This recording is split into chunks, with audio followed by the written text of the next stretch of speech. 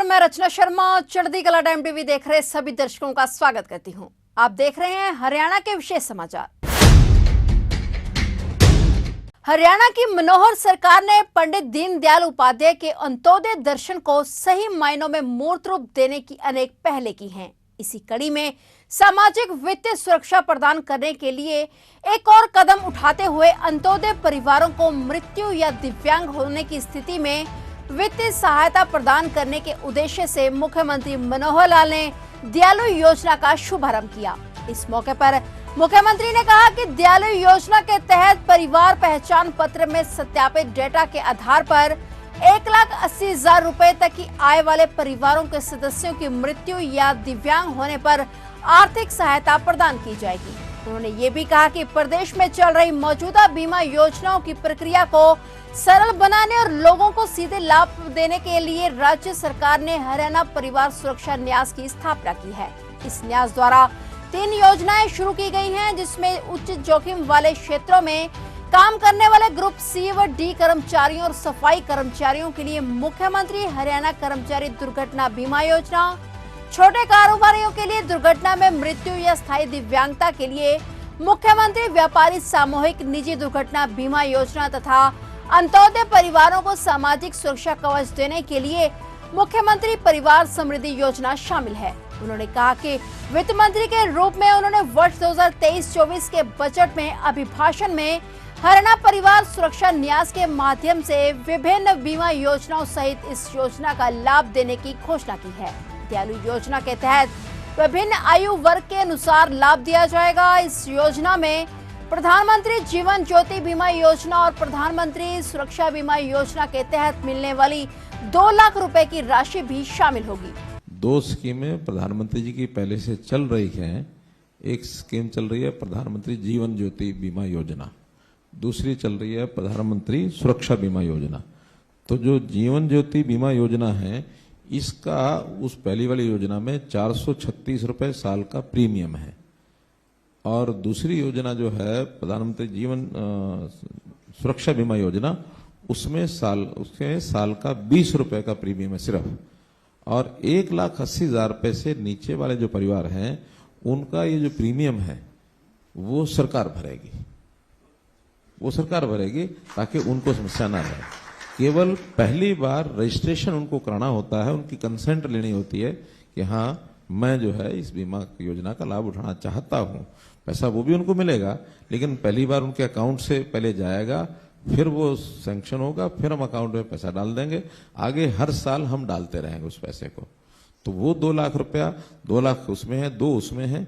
अगर तो सड़क दुर्घटना में कोई डेथ होती है तो फिर ये सुरक्षा बीमा योजना काम आएगी 20 रुपए वाली। और अगर जीवन ज्योति बीमा प्राकृतिक मृत्यु है तो जीवन ज्योति बीमा योजना वो आएगी।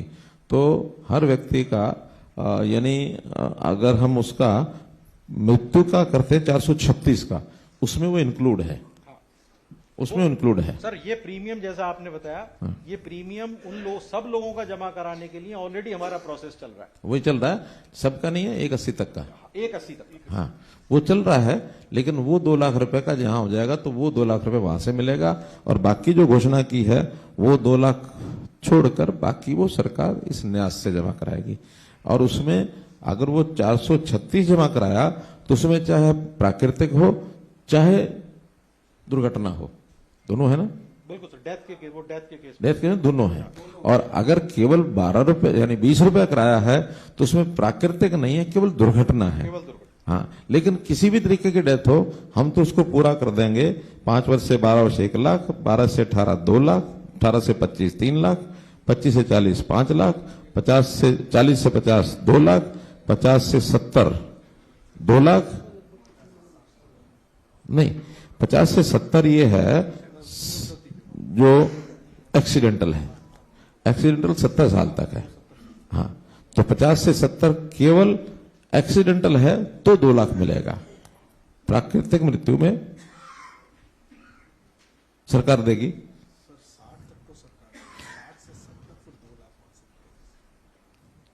चलो और बारीक कर लेना इसमें, लेकिन 60 तक तो सबको मिलेगा ही मिलेगा।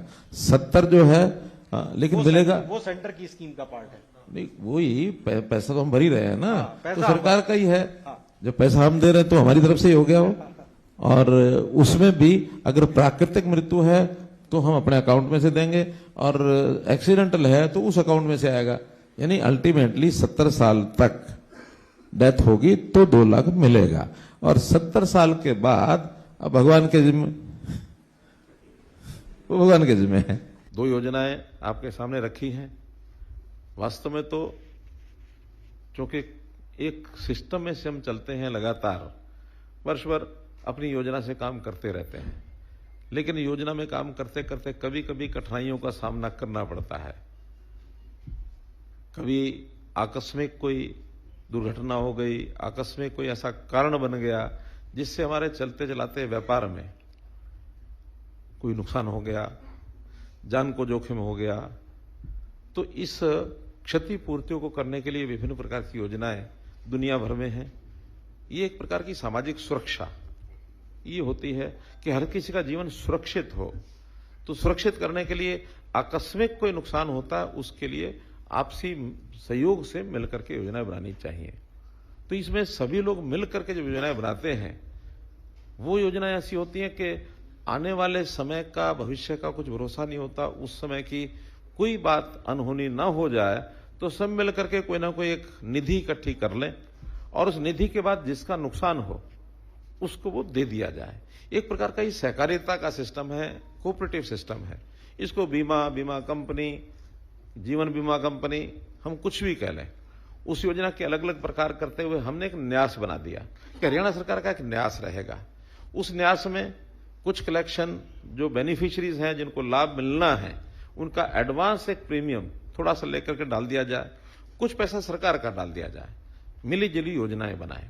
और खास करके ये योजनाएं जो थोड़ा सा अपने व्यापार में या आर्थिक स्थिति के नाते से बड़ों से थोड़ा नीचे हैं, कमजोर हैं, छोटा व्यापारी है, उसके लिए बहुत आवश्यक है। बड़ा व्यापारी शायद उसकी हड्डी सहन कर लेगी, उसकी इतनी ताकत है, वो एक जगह नहीं 10 जगह काम करता है, कहीं एक जगह नुकसान हो गया तो बाकी जगह से उसकी पूर्ति वो कर लेगा।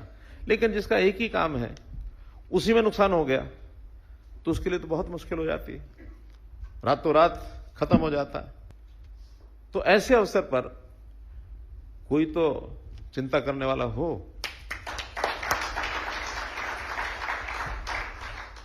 तो चिंता करने वाला तो प्रभु है, वो सबकी चिंता करता है, फिर भी किसी ना किसी को निमित्त बनाता है। तो उस नाते से मैं कह सकता हूं कि चिंता मत करो, मैं हूं ना।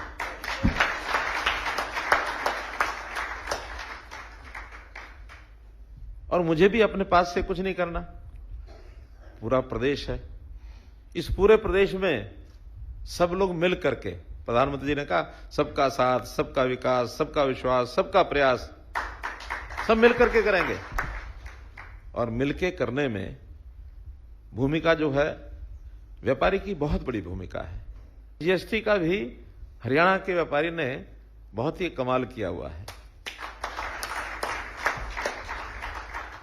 वैसे तो जीएसटी एक जब से शुरू हुआ बहुत इसका विरोध हुआ, जगह जगह जाके हमने भी समझाया, भाषण दिए, जो नाराज व्यापारी थे उनको मनाया। एक बड़ा अंतर देखा उस समय, जो थोड़ा बड़ी आयु का व्यापारी था, पुराना था, उसको बड़ी तकलीफ थी, नए को समझ नहीं थी। हम समझाते थे बहुत अच्छा है, और उसके बाद पुराने ने भी सारा हिसाब किताब छोड़ के नए अपने बेटों को, बच्चों को, साथियों को दे दिया, भैया अब ये नया सिस्टम है, आप संभालो। और आज नया व्यापारी है वो इतना खुश है इससे। देश ने रिकॉर्ड तोड़ा, 4 महीने पहले जो मंथली कलेक्शन होती है 1,66,000 करोड़ रुपया देश में जीएसटी इकट्ठा हुआ।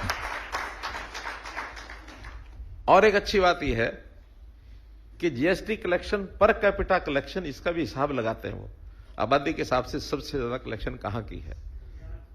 छोटे प्रदेश तो वो अलग एक ग्रुप है 8-9 प्रदेशों का, बड़े प्रदेशों का अलग ग्रुप है। छोटे प्रदेशों में तो सिक्किम है, सिक्किम के बाद गोवा है, बड़े प्रदेशों में नंबर 1 पर हरियाणा है। यानी हमारा कलेक्शन 2,54,00,000 की आबादी पर पिछले साल 21-22 में 26,700 समथिंग है, पर हेड, यानी एक आदमी जितना माल खपत करता है उसमें से 26,000 रुपए वो सरकार को देता है। फिलहाल हरियाणा के विशेष समाचारों में इतना ही, और नए समाचारों के साथ फिर से हाजिर होंगे। तब तक के लिए देखते रहिए चढ़ती कला टाइम टीवी।